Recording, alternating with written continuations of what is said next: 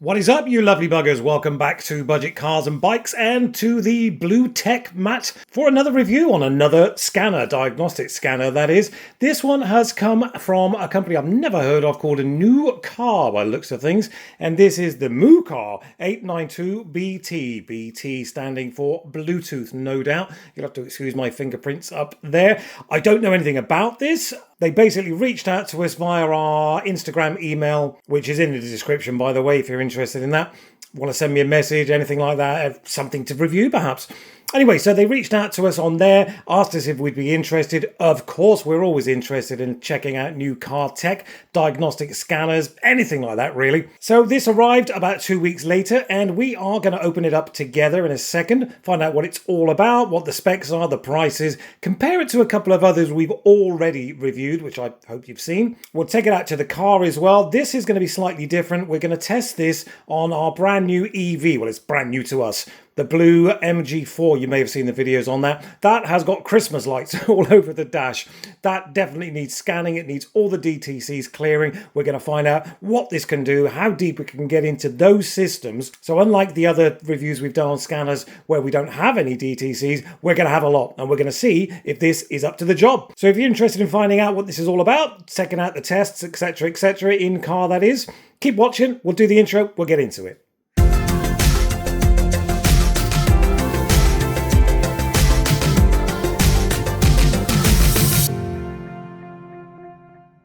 Alright then guys, this is the back of the box. As I said, this is the MUCAR 892BT diagnostic tool.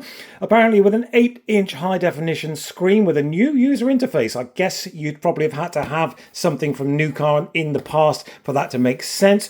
It's got online services and remote assistance as well. That's a kind of a new thing that all the scanners are doing at the moment. They're actually supplying remote assistance. Basically, it's like a Zoom call. If you are having trouble and you want some assistance, you would download or go to that site. They'll help you out there. There's normally a fee, but we'll get into that in a second. It supports a wide range of communication protocols, including CAN-FD and DOLP, which I have no idea what DOLP is, but the CAN-FD is the newer kind of CAN systems on more modern cars, shall we say.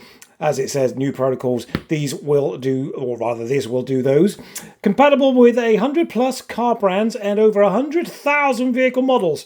I'm always a little bit skeptical when they say over 100,000 vehicle models, because are there really 100,000 vehicle models on the planet? Yeah, drop that in the comments. What do you think about that?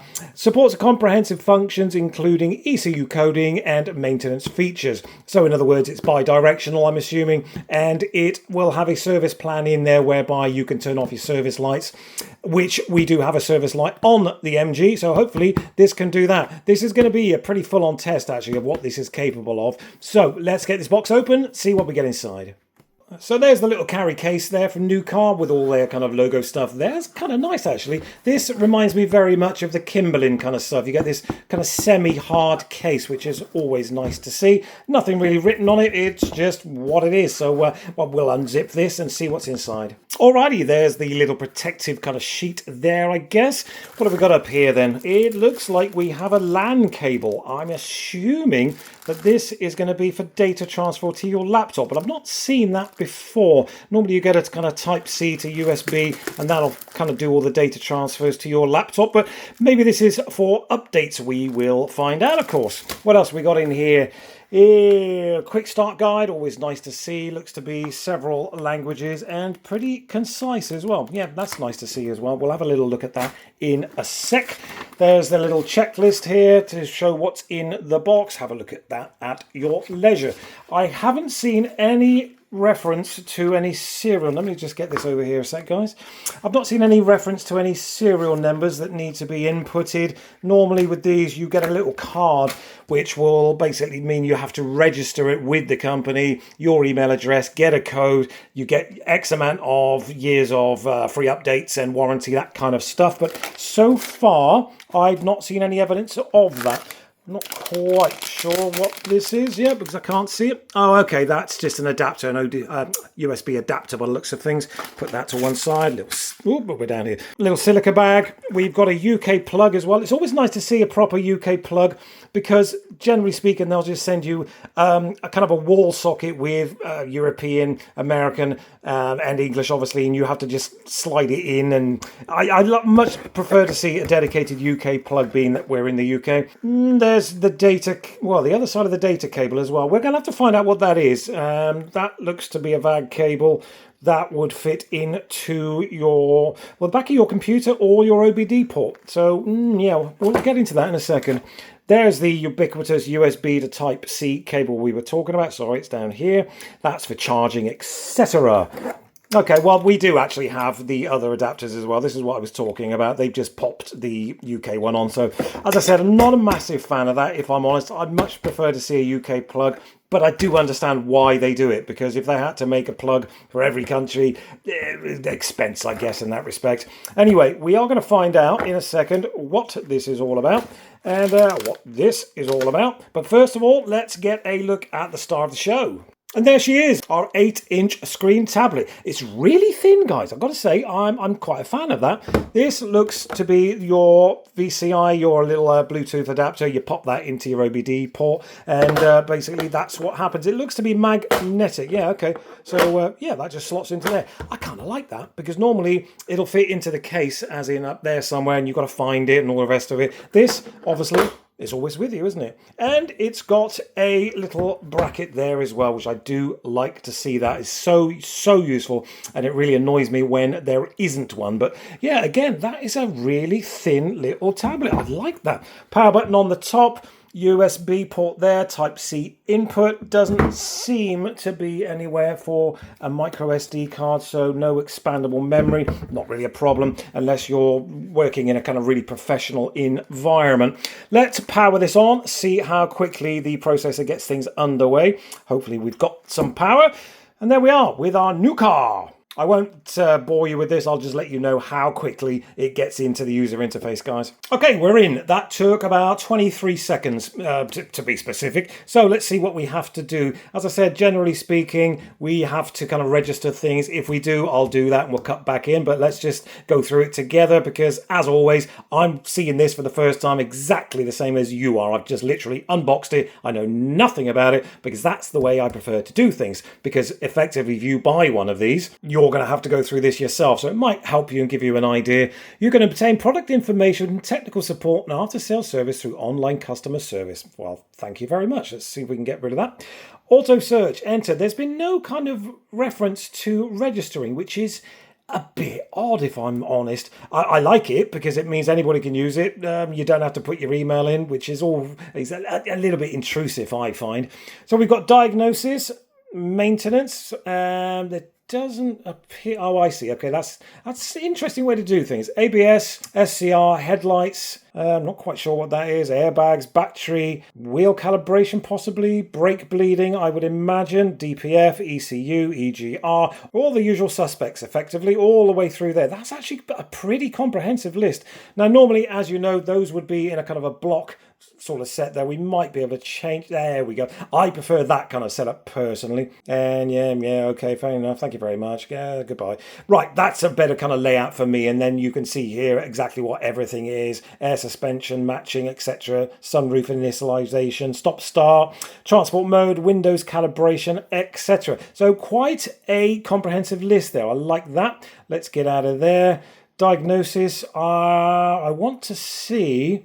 Let's see if we can swap that over again. Okay, so settings, the online service, user manual, modules you can, by the looks of things, go into. Oh, okay, so basically you can buy add-ons for this, a printer cable, I guess, an oscilloscope, a video scope, TPMS sensors, which will fit onto your wheels, and a BLE battery tester. Okay, that's interesting. You're going to have to buy those bits as add-ons, I guess. The remote assistance is the Zoom call, as I was telling you about just now. You've got an OBD fault library, so effectively everything that you found out will go into there, I'm assuming. We've got settings.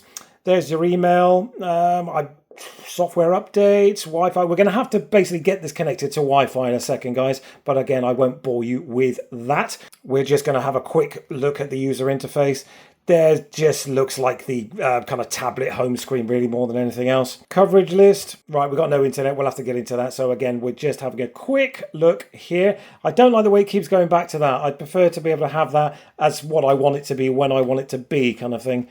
And okay, I mean, this is, you know, what's this now? Diagnosis. Okay. And OBD. Okay. History, okay, there's your reports. Feedback, if you want to leave feedback, I guess. Dollar Fix Communities, a social media platform for every car enthusiast. Yeah, okay. Intelligent Assistance. It's capable of answering various questions. Okay, so it's got AI then. It looks like to be the first scanner we've seen on the channel that's actually got AI or, you know, a kind of their interpretation. AI makes a lot of kind of sense now, doesn't it? So you'd go into there. Can we get into there? Oh, here we go. What can I do? So you'd say, I've got a code, blah, blah, blah, blah. What can I do? That will then basically tell you what you can do, what the code is. I like that. That's really, really, really helpful. I do like that a lot. Right, that is pretty much all we can see from here. What we're going to have to do, there's another tiny little menu there as well, which is the same as the other menus, but it gives you a better idea because I don't really like this up here, if I'm honest.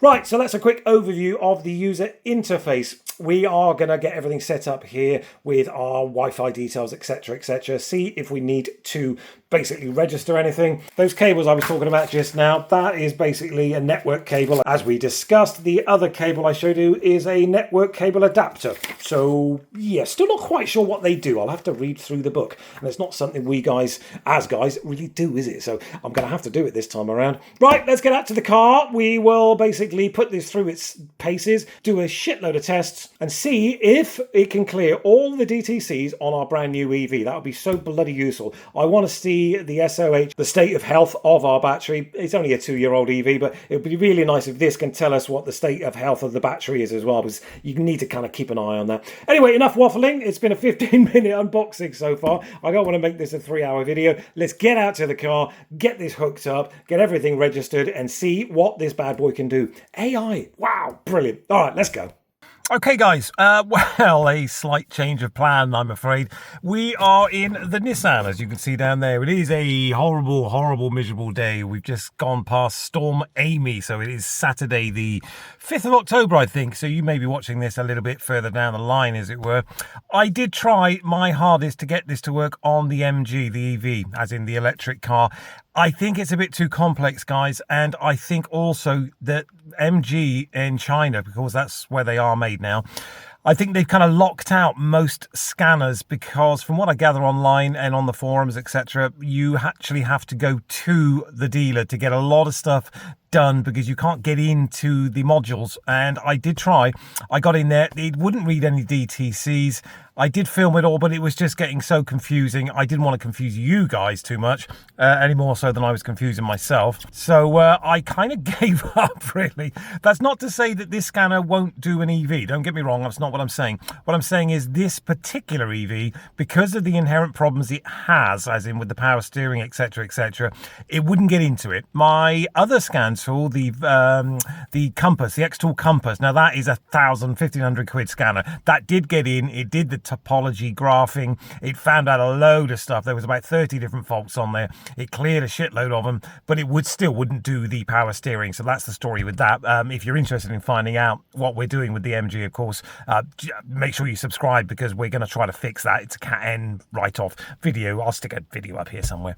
Anyway, I'm waffling a little bit, I have to say. Sorry about that. Suffice to say, we're in the Nissan Qashqai because that's our kind of go-to car when we do scanning and all that kind of stuff. And here is the MUCAR 892BT. We're going to stick the little dongle in to its little port there. I'll switch this on and we'll go through some tests.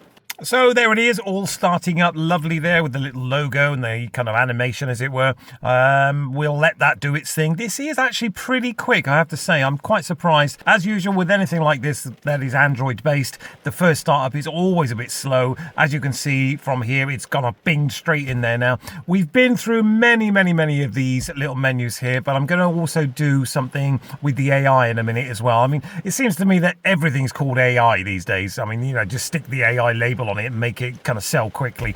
But I've got a feeling this is going to actually be helpful, because I did drag out a fault code from the EV, and I'm going to put that into this AI system here. Look at this bloody weather. Anyway, I'm going to put that into this AI here, the MUI up here, and see what it can come up with, because we're connected to the internet after we've done our test. So effectively what we're going to do now is an auto search, and we will know straight away that it will not auto VIN, because nothing has ever auto VIN'd in this Nissan Qashqai. So I don't expect this to be any different, but I'll go through it with you just to show you what it does here. As you can see, that's kind of cool. I like the way it's got the car there as well. I mean, little things please little minds, I guess, but I kind of like that. It'll come back in a minute. It'll say we couldn't auto scan. I'm pretty sure of that. And then I'll just type it in, because I've got it on my phone, because I've had to do it dozens of times. So we'll do this and we'll cut back in a sec, guys. And alrighty, as predicted, failed to read the VIN. Please enter it manually. So we'll do that. Bear with me. All right, so we typed it in and there it is. It's telling us it's a Nissan. It's got EV on there written for some particular reason. I'm not quite sure. We're just going to go into this one here. It's not telling me a huge amount just yet, but as I said, we've had to input it manually. So I think sometimes that does make a difference with these scanners. It's not like £1,000 scanner that's just going to go bash and there you are. That's everything you need to know. You've got to bear in mind these are relatively budget, even though this is pretty expensive for a budget scanner, I have to say. Now then, Nissan, that's all it's telling me now. I'm guessing we're going to have to manually select what car we're in, because we are in Europe. So we'll do this together in real time, as we always do. Great Britain. And we are not in a 350Z. No, we'll probably have to go all the way to the bottom, because it is a Qashqai, of course. Yep, just a normal Qashqai. We're in a J10. And we want that one, and then that's it, pretty much as simple as it goes. Here is the scanning part of the scanner. You've got your system list, your online program configuration up here.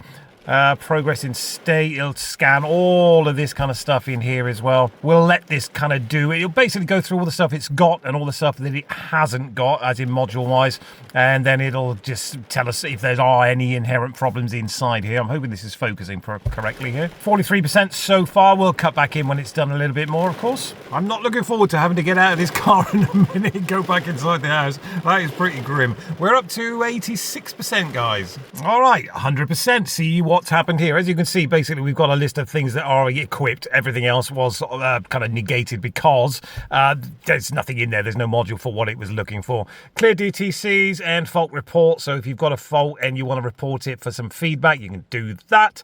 We will get back out of here. We may do a smart scan as well, see what's going on with that. We can do the Nissan anti-theft system as well and get into there, the CAN network, but I want to do a quick smart scan just to show you how that goes through there. Everything should be in green, because we don't actually have any problems on here, but I'm going to do the AI thing in a minute, as I said, but we'll get a little look at exactly what it'll go through here. I kind of like this. It's really easy to read. It's easy to understand, although it does seem to be taking quite a lot of time to do the anti-lock brakes for some reason. I'm not sure if I'm supposed to put my foot on the brake or something, but I've never had to do that before. So it's doing the airbags effectively, the transmission control module and the ABS at the moment, and it's taking its merry time about it. I'm not quite sure why.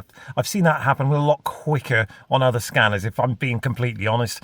And if you've been following the channel for a while, you'll know if I think it's crap, I'll tell you it's crap. But, you know, it is taking a bit of time, and it does come up with this quite often as well, with this communicating. You know, it's trying to communicate. It's almost like it stutters slightly to communicate with certain modules within the car.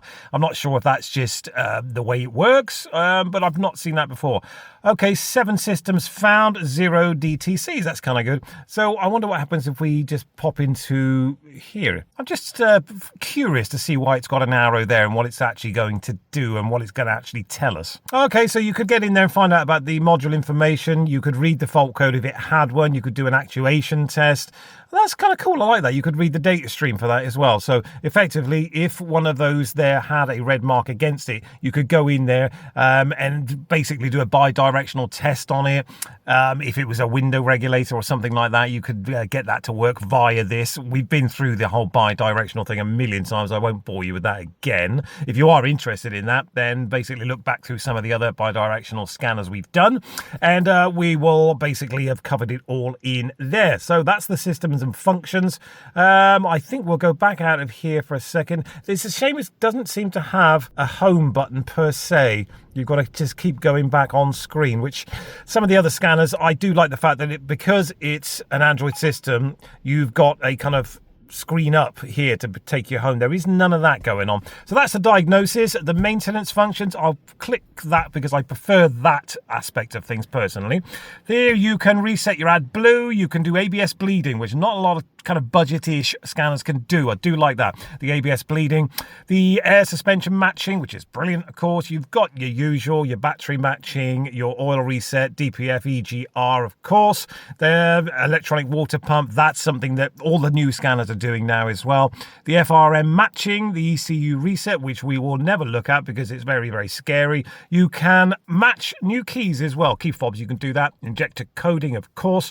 This odometer check as well here. You have to download that. I have noticed that before. You've got to download that kind of function, but it's all free. So that's kind of cool. When you get this, you'll get free lifetime updates, including apparently bi-directional, where some of the scanners we've had in the past, there's free lifetime updates or 3 years worth of updates, but that doesn't include the bi-directional. That's where they kick you in the nuts because you only get 12 months of that. And then you keep getting the free OBD updates, but you don't get the bi-directional, which you then got to pay for every 12 months, which is a bit of a kick in the nuts.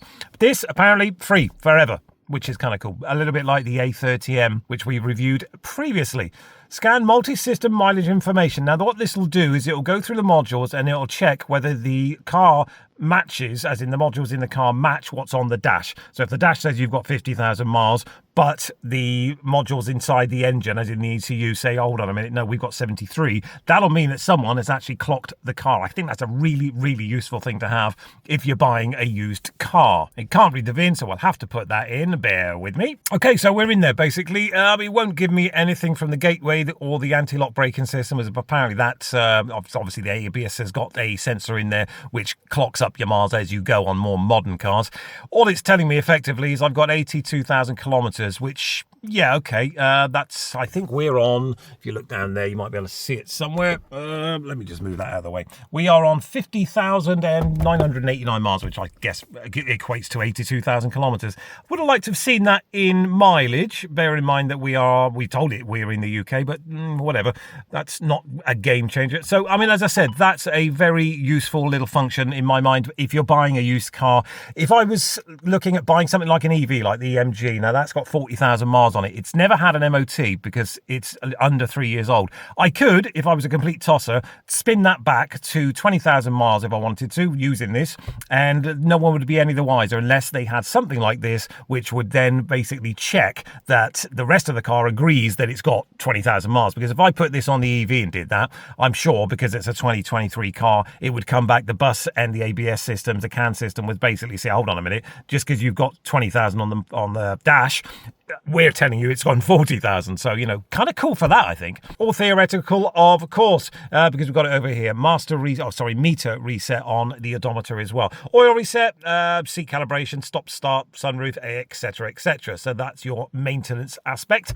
I don't like the way it does that. Every time you go back, it gives you this menu, and I really want to keep this menu, and it won't seem to let me do that, which, yeah, it's a pain in the nuts. The upgrade, obviously, vehicle diagnostics, what have we got here? Maintenance software. I'm not download and install the latest version of the maintenance software. Okay, so when you've got updates, this is where you'll go in here. The more we've already had a look at here, obviously, we've still got this little menu here, which I think, again, is a little bit better. We're going to go in to the AI assistants. Now, I did this just now, and I put in the code that I got from the EV, the only one I could find, which is a U1263. And I typed it in. As you can see, all I did, basically, was type it in there, and this is what came back here. The fault code definition, the symptoms, the circuit inspection, what to diagnose, component testing, repair guide, all of this stuff.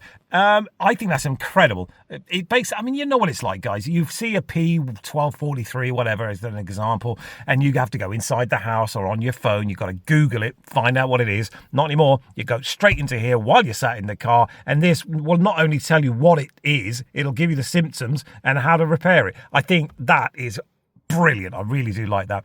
Anyway, we are done. I'm not going to take you back inside the house and close out the video as we always do because the weather's bloody horrible. And basically, well, I think we can just finish off here. This has been the MUCAR 892BT from MUCAR, a company I've not worked with before, but I think they've got some really good tech inside here. I've got to say, I think the price is a bit strong, if I'm honest. I've looked on eBay and I've looked on their links. You're looking 400 quid. Yeah, I don't know. It's got no topology on it. It does have AI. It does have free lifetime updates. I think that's where the price comes in. You don't have to pay for any more updates in the future, including bi-directional.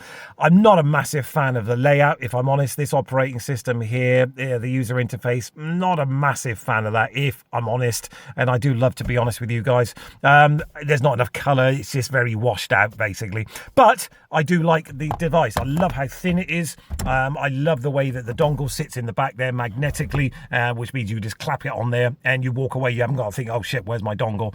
I do like that. But as I said, 400 quid, it's a bit strong. There will be discounts, of course. We'll probably have our own dedicated discount code, BCAB10 or 15 or 20 or whatever. Check the description. There'll be a link to purchase it. If there are any discounts, use the affiliate link I'm going to put in the description and you'll get some money off. Anyway, from Budget Cars and Bikes, that has been the MUCAR 892BT from MUCAR. Hope you enjoyed it, guys. Any questions, pop it in the comments section. I will do my best to answer it. And if you're interested in finding out what's going on with REV, don't forget to subscribe, and we will be doing loads of stuff on that in the future. Talking to subscribing, if you like this kind of content, please subscribe. Thank you so much for stopping by and watching this video. I really hope it helped. If it did, drop a like in the comments section. Just give it a thumbs up, say hello, whatever you like. I really appreciate you coming by and having a little watch of this video. It means a lot. But as I said, from Budget Cars and Bikes, we're out of here. We're going to go into this beautiful day and get on with it. Again, thanks for watching, guys. Don't forget to subscribe, like the video, really helps, and we'll catch up in a couple of weeks. All right, take care, guys. Thanks again.